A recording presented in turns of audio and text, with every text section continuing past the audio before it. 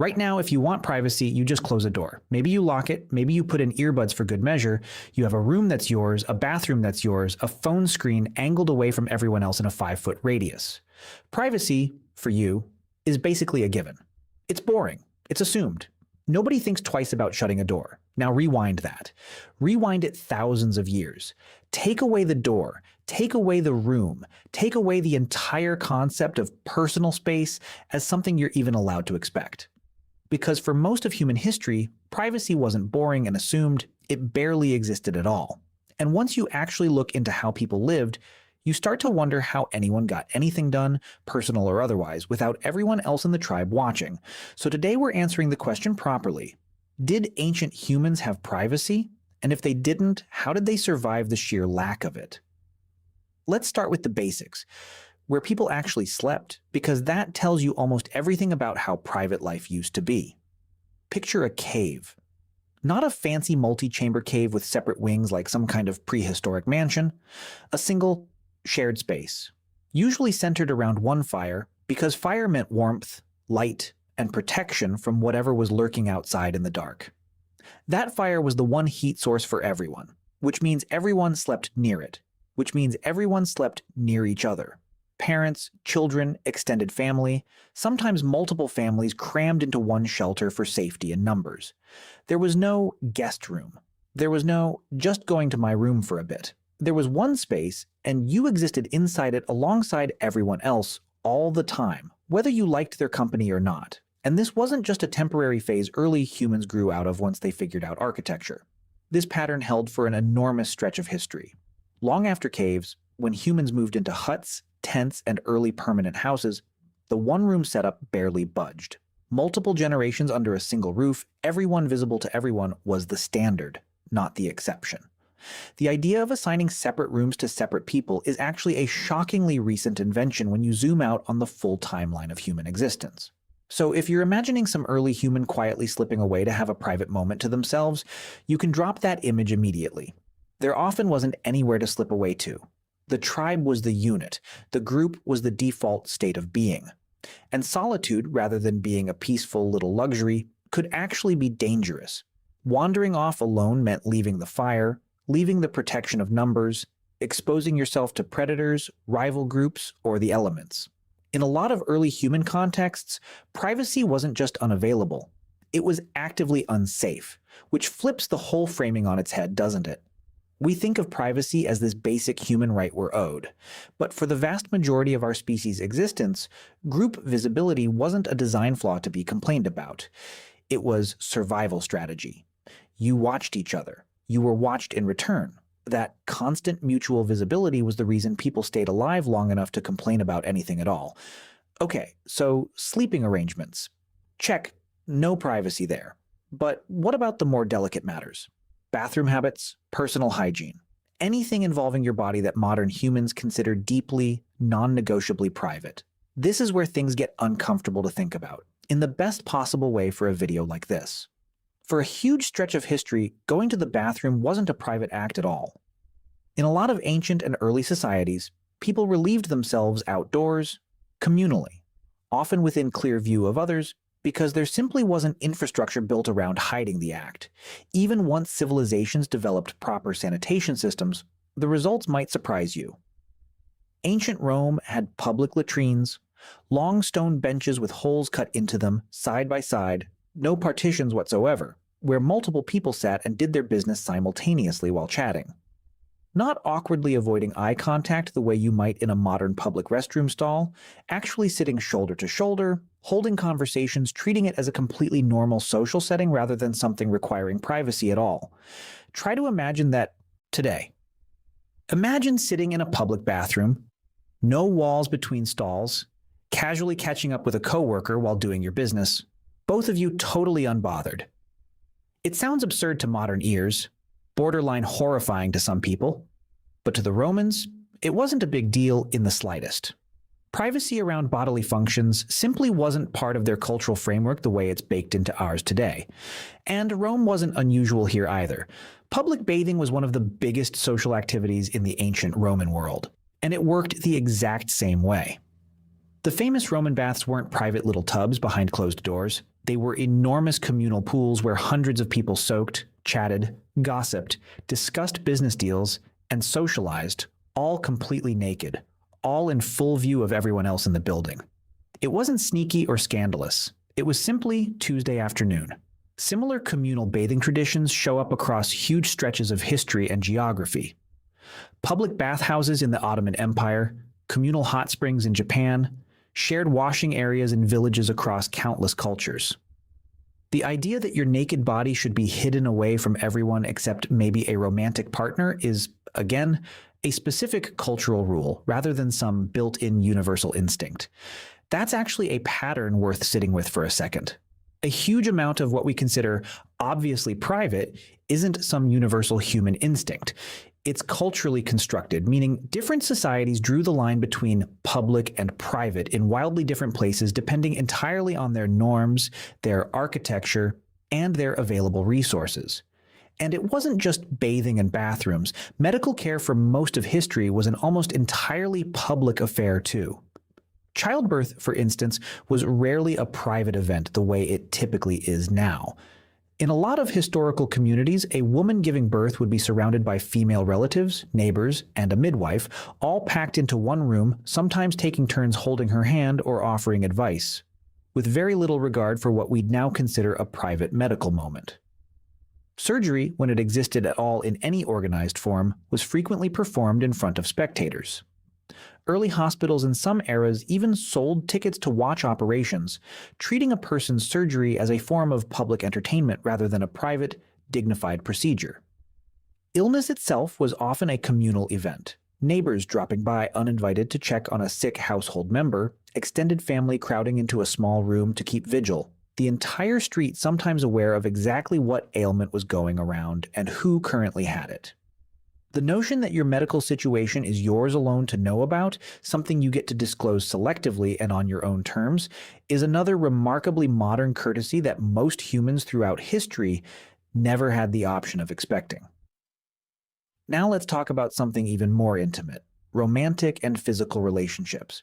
Because if sleeping, bathing, and bathroom habits were public, you can probably guess where this is heading. In a lot of historical households, especially in cramped medieval European housing, entire families slept in the same room, sometimes the same bed, out of sheer necessity rather than choice. Multiple children, parents, occasionally grandparents, all under one roof, often one room, sometimes one shared sleeping surface depending on how poor the household was, which raises the obvious, slightly uncomfortable question. How did couples manage any kind of private intimacy in a setup like that? The honest answer is, they mostly didn't get much at all, at least not by our standards. Historical records and letters from various eras hint at inventive workarounds, waiting until children were asleep, arranging brief moments of relative privacy behind a curtain or a partition if the household could afford one, or simply accepting that total privacy wasn't realistically on the table and adjusting expectations accordingly. Some wealthier households eventually developed bed curtains specifically for this reason, a thin fabric barrier that provided the illusion of separation more than any real physical privacy. But it was better than nothing, and it shows how badly people wanted some kind of division between themselves and the rest of the room even when true privacy wasn't achievable. It's worth pointing out that privacy, as separate bedrooms, personal space, and individual rooms assigned to individual people, is largely a luxury that trickled down from the wealthy over the last few centuries, not something that existed as a baseline human experience throughout history. If you were poor, and for most of history, most people were, privacy wasn't a right you were denied. It was a concept that barely applied to your life at all, because the physical space required to have any simply didn't exist for you. Which brings up an interesting distinction worth exploring. The difference between privacy and secrecy, because they aren't actually the same thing, even though we tend to lump them together today. Privacy, in the modern sense, usually means physical separation. A closed door, an empty room, nobody watching you specifically. Secrecy is different. Secrecy is about controlling information, regardless of who's physically present. And here's the interesting part. plenty of ancient and historical communities that had almost zero physical privacy still managed to maintain incredibly strict social codes around secrecy. Certain topics were simply not discussed openly. Certain behaviors were tolerated as long as they weren't acknowledged directly, a sort of communal agreement to look away even while physically being right there in the room. By the way, if you want to go even deeper into the secret lives of ancient humans, I just launched a full course called The Secret Lives of Ancient Humans. 10 modules, 3+ hours of content covering everything we never talk about on YouTube. What they feared, how they communicated, what hunted them, and much more. Plus an exclusive PDF guide included. Link in the description. See you inside. Communities developed elaborate unspoken rules about what to notice and what to politely ignore, essentially creating a form of social privacy that didn't require a single wall or door to function. Think about that for a moment. An entire system of privacy that exists purely through mutual agreement rather than architecture. A tribe or a village where everyone can technically see and hear everything happening around them, but where strong social norms dictate what you're allowed to comment on, gossip about, or even mentally acknowledge. In some ways, this might have been just as effective at protecting people's personal lives as a locked door is today, just implemented completely differently, through behavior and etiquette instead of physical barriers. Village life, in particular, ran almost entirely on this kind of social contract. In small, tightly packed communities where houses were close together, walls were thin, and everyone knew everyone, actual secrets barely survived a single day. So instead, communities built up these enormous unwritten codes about what got gossiped about openly and what got quietly filed away and never mentioned again. Everyone knew and everyone pretended not to know, and somehow both things were true at the same time. It's a strange kind of privacy built entirely out of collective politeness rather than any physical barrier at all. Personal correspondence worked under a similar set of unspoken rules for a long time, too. And it's worth pausing on because it flips a lot of modern assumptions about written privacy. Letters for most of history weren't the sealed, sacred, for your eyes only objects we tend to imagine. Sending a letter across any real distance usually meant it passed through the hands of multiple messengers, clerks, or postal workers, any of whom could plausibly read it along the way, and in plenty of historical contexts, doing exactly that wasn't even considered particularly scandalous. Rulers and governments across a wide stretch of history openly intercepted and read private correspondence as a matter of routine statecraft, sometimes without much effort to disguise it.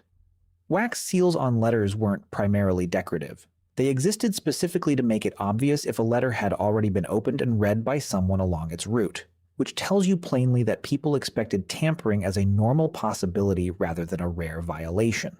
Written privacy, in other words, was just as flimsy and conditional as physical privacy for most of human history. The idea that your mail is legally and socially untouchable is, again, a fairly recent expectation rather than some ancient, permanent standard. Now let's bring architecture properly into this conversation, because eventually, humans did start building walls. And the story of how privacy expanded alongside those walls is one of the more fascinating threads running through the history of civilization. Ancient Egyptian homes, particularly for wealthier families, started incorporating multiple rooms with distinct purposes fairly early on. But, and this is important, multiple rooms didn't necessarily mean multiple bedrooms assigned to individuals. Rooms were often divided by function rather than by person. A space for cooking, a space for storage, a space for receiving guests. The idea of a bedroom belonging to one specific person, a space that was yours and yours alone, still wasn't the default even in relatively advanced ancient societies with the resources to build complex housing. Wealthy Roman households similarly had multiple rooms, courtyards, even separate wings in the grandest villas. But slaves and servants, who made up an enormous portion of the population in Roman society, often had drastically different living conditions, frequently sleeping in shared, cramped quarters with essentially zero privacy at all, regardless of how palatial the main house happened to be. Privacy, in other words, has almost always tracked closely with wealth and social status throughout history. The people who had space had privacy. The people who didn't simply didn't, no matter how advanced their civilization otherwise was. This pattern continues for an astonishingly long time. Even into the medieval period, and honestly well past it, individual bedrooms remained a luxury reserved almost exclusively for nobility and the extremely wealthy.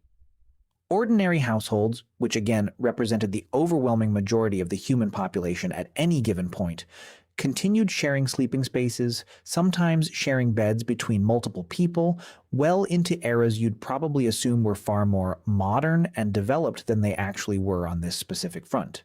And it wasn't only family members sharing space.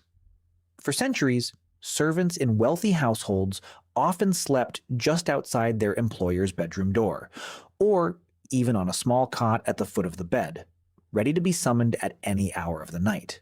Even the richest, most powerful people in a given era, the ones you'd assume had every possible luxury, including total solitude, often had almost no unsupervised alone time at all. Kings got dressed in front of attendants. Queens gave birth in rooms crowded with witnesses, sometimes deliberately, specifically to prove the birth was legitimate.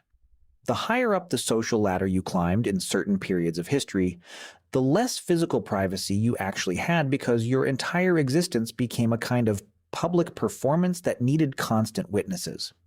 It's wild to consider that some of the most technologically sophisticated ancient civilizations, the ones with incredible engineering, complex writing systems, advanced mathematics, still hadn't developed what we'd consider basic personal privacy for the average citizen. Progress, it turns out, doesn't move in one neat, unified direction.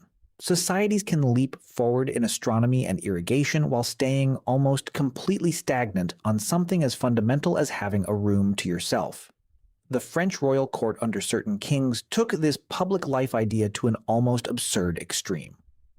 At the Palace of Versailles, the king's morning routine, from waking up to getting dressed, was turned into a formal ceremony attended by a rotating cast of nobles, each one assigned a specific job in the process, down to who got the honor of handing over a particular piece of clothing.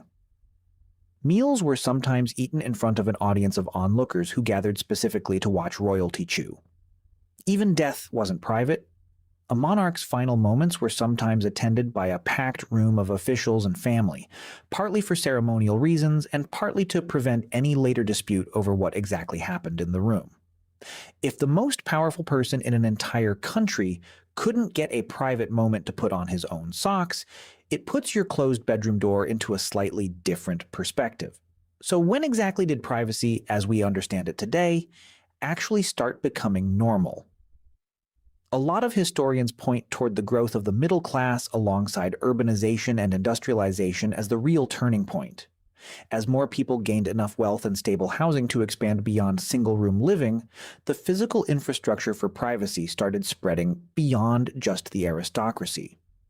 Separate bedrooms slowly became more achievable for a wider range of households, not just the extremely wealthy. Alongside that architectural shift, cultural attitudes started shifting too.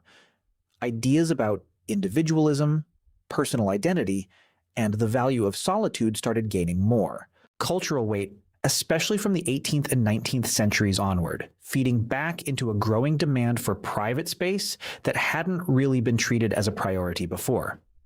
The rise of personal diaries and private letter writing is actually a fascinating side effect of this shift. As physical privacy slowly became more available, people started using it for something new. Recording their inner thoughts in a way meant specifically to be shielded from the rest of the household. Locked diaries, wax-sealed letters, personal writing desks with tiny built-in locks, all of these small inventions point to the same underlying idea taking hold. People wanted a space, even a small one, that belonged to their thoughts alone. And once physical privacy became available, that desire finally had somewhere to go. It's a remarkably interesting feedback loop when you think about it. More available private space encouraged people to start valuing individual identity and personal reflection more. And that growing cultural value placed on individualism, in turn, increased the demand for even more private space. The two trends fed each other gradually over generations until privacy went from being an unusual luxury reserved for nobility to something a much larger portion of society expected as a basic feature of daily life. Even so, it's worth remembering just how recent this entire shift really is on the grand timeline of human existence. If you compress the whole of human history into a single calendar year, the idea of individual bedrooms being widely available to ordinary working people would show up somewhere in the final days of December, practically the very last moment. For the overwhelming majority of the human timeline, communal living wasn't a temporary phase people were waiting to grow out of. It was simply the water everyone swam in, generation after generation, without ever knowing anything different existed or could exist. Which brings up a thought worth sitting with. If privacy is this recent, this culturally specific, this tightly linked to wealth and available square footage rather than some deep, universal human need, what does that actually say about how essential it really is to us versus how much we've simply gotten used to it? There's a reasonable argument that humans are actually remarkably adaptable on this front. Communities that grew up with almost zero physical privacy didn't necessarily report feeling constantly stressed or violated by that lack. It was simply their normal. The concept of needing alone time to recharge, something a huge number of modern people treat as an absolute psychological necessity, might be less of a universal human requirement and more of a preference that only really solidified once privacy became widely available as an option in the first place. You can't exactly miss what you've never had, and you're unlikely to build your entire identity around craving something that literally isn't part of your community's reality. That said, it would be a stretch to claim humans never wanted any privacy at all throughout history. The workarounds people came up with, bed curtains, unspoken social rules about what to politely ignore, stepping slightly further from the fire for a rare quiet moment, locked diaries, sealed letters, all suggest some baseline desire for occasional separation did exist even in societies without the physical infrastructure to properly support it. People found small pockets of solitude wherever they possibly could, even in the most crowded, communal conditions imaginable. The desire seems to have always been there in some form. What changed dramatically over time wasn't the underlying want, it was the physical and social capacity to actually act on it consistently. There's also a psychological angle worth mentioning here because modern research on solitude suggests something interesting. Alone time does appear to help with stress regulation and mental clarity for a lot of people today. But researchers studying this are careful to point out that this need seems shaped heavily by upbringing and cultural context, not hardwired identically into every human brain regardless of environment.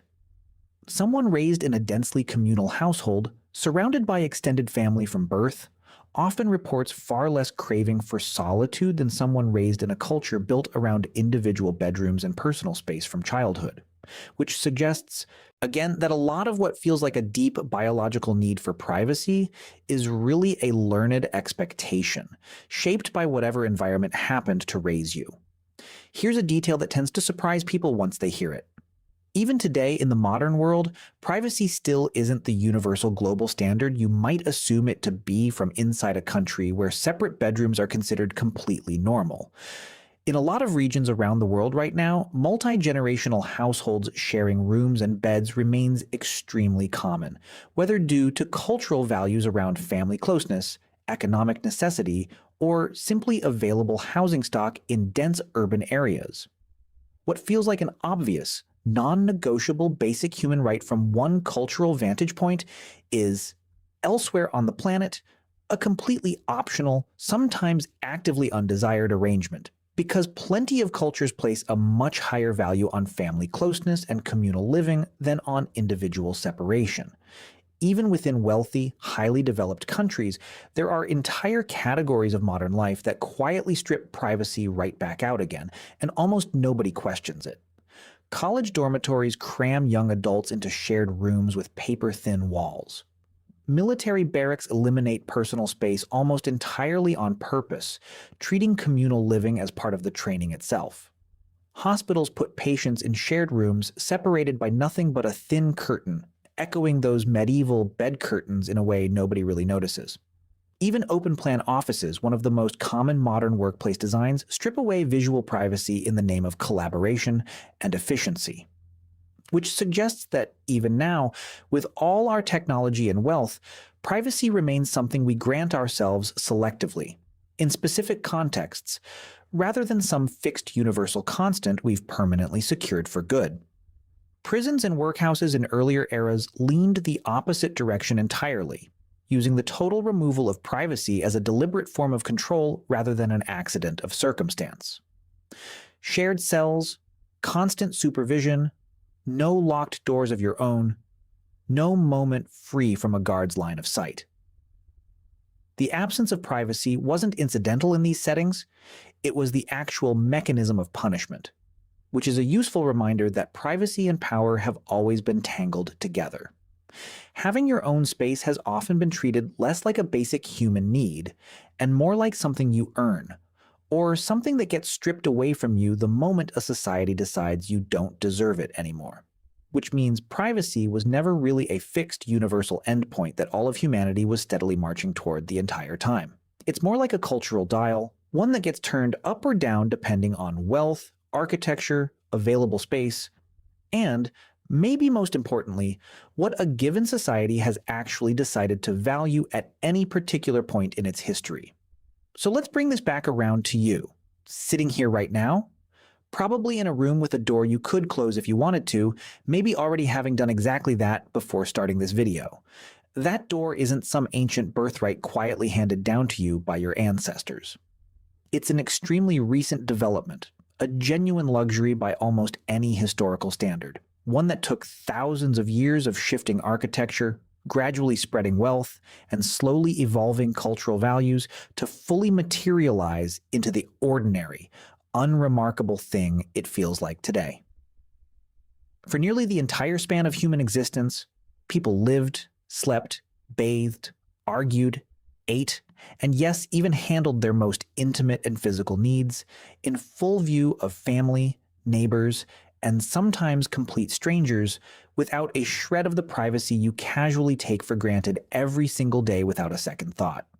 And maybe that's worth appreciating for a moment the next time you close that door behind you, whether it's to sleep, to think, or just to finally get 5 uninterrupted minutes to yourself. What feels like the most basic, unremarkable feature of daily existence is, historically speaking, an incredibly rare and recent privilege, one that an overwhelming majority of the humans who ever lived before you never got to experience even once in their entire lifetime. Which leaves an interesting question hanging in the air as we wrap this up. If something as fundamental feeling as privacy turns out to be this recent an invention, this tightly tied to circumstance rather than instinct, what other parts of daily life that you assume are basic universal human needs might actually be nothing more than a very convincing, very recent habit?